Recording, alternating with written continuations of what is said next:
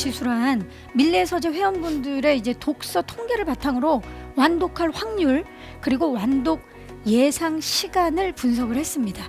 이 사람들의 실제로 각 분야의 책을 얼마나 읽었는지 완독을 했는지 그리고 완독을 했다면 그 완독 시간은 어느 정도 들여서 읽었는지 이 지표를 만들어서 2020년 독서 트렌드를 완독 지수를 통해서 집중 조명했습니다. 네, 기존에 예. 이제 보통 책을 고를 때 가장 많이 활용하시는 게 이제 베스트셀러 순위 같은 거잖아요. 또 도서 판매량 이런 것들인데 이런 수치들도 물론 도움이 되는데 생각을 해보면 이게 약간 예를 들어서 이제 음식점으로 얘기를 해본다면 구매 전 후기, 구매 전에 쓰는 그 희망평이에요. 그쵸. 예를 들어서 이 음식 맛있어 보인다, 뭐 이 집 유명하다던데 이런 거거든요. 상대적으로 근데 그렇게 해서 책을 사서 집에 가져갔으면 그 책의 운명이 어떻게 됐을까 모르잖아요. 모르죠. 거기에 대해서 이 완독지수라는 것은 말하자면 책의 구매 후기 같은 거거든요.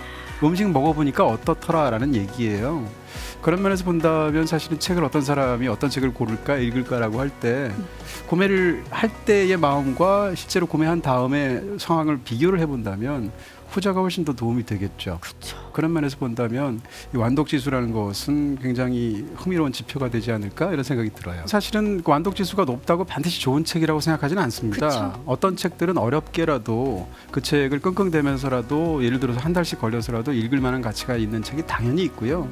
그럼에도 불구하고 그 책을 읽기 전에 이 책이 어느 정도의 어떤 어려움이 있다, 어느 정도 시간이 걸린다는 걸 미리 안다면 그래서 굉장히 좋은 그런 지표가 되겠죠. 맞습니다. 완독지수가 그런 게 아닌가 싶어요. 이 밀리에서 제공하는 독서 통계를 보시게 되면 자기가 정말 책을 읽는데 얼마나 시간이 걸리는지, 어떤 책을 보는지, 어떤 책을 좋아하는지 이런 것들이 다 보이잖아요. 거기 보다 보면 사실은 모든 장점과 자기의 문제점까지 거기 다 있을 거예요. 예를 들면 나는 왜 소설만 봤지? 뭐 이런 분들도 계실 거고, 경우에 따라서는 이 책은 왜 이렇게 진도가 안 나갔지? 뭐 등등까지 이런 것들을 보시면서 확인하시면서 월간 단위로 연 단위로 통계를 보시면 맞아요. 이렇게 저절로 그 루틴을 만들어내갈 어떤 길이 보이지 않을까?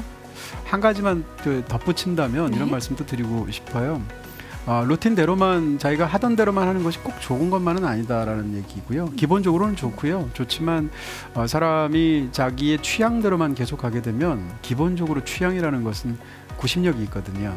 그래서 취향은 점점 좀 줄어들게 돼 있어요. 그러다 보니까 처음엔 스릴러, 그 중에서 스릴러 중에서도 뭐 탐정소설 중에서도 열린 결말이 아닌 닫힌 결말, 뭐 예를 들면 이런 식으로 점점 줄게 되면 아주 좁은 취향의 바운더리 안에서만 반복해서 계속 자기의 취향을 재확인하는 느낌밖에 없단 말이에요. 그러니까 이 루틴을 가지고 그쪽으로 나가는 건 이미 내가 잘 아는 거지만 다른 한편으로는 일부러라도 특히 책에 있어서만큼은 좀 모험 정신을 발휘해 보시는 것도 좋다. 그쵸. 예를 들면 이 계획을 쭉 봤는데 이상하게 내가 역사책은 하나도 안 읽었네? 라는 느낌이 드실 수도 있잖아요. 그쵸. 그러면 역사서 중에서 누가 추천하는 어떤 책을 일부러 한번 읽어보는 거죠. 이런 식으로 정반대의 방향으로도 한번 이 밀리에서 제공하는 독서 통계를 활용하시면 좋을 것 같습니다.